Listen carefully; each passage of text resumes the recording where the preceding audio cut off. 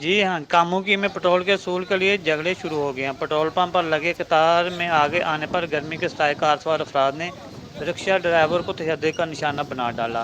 तशद्दुद की फुटेज हासिल कर ली है। फुटेज में देखा जा सकता है कि कामुकी के एक पेट्रोल पंप पर पेट्रोल लेने के लिए गाड़ियों, मोटरसाइकिलों और रिक्शों की लंबी लाइनें लगी हुई हैं।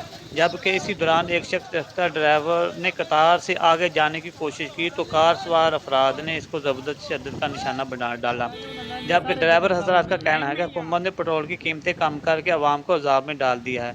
5 दिन से पेट्रोल माफिया ने पेट्रोल देना बंद कर दिया है, मगर हकाम इबाला इनके खिलाफ कार्रवाई करने से गुरेजा हैं।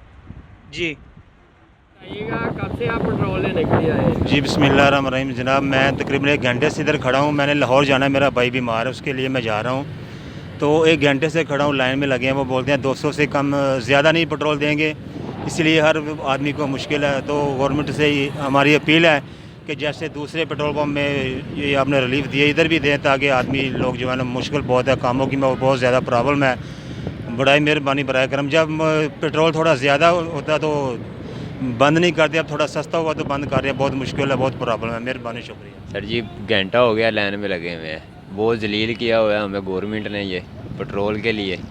जब कभी पेट्रोल सस्ता होता है तो पेट्रोल नहीं मिलता, कभी आटा नहीं मिलता।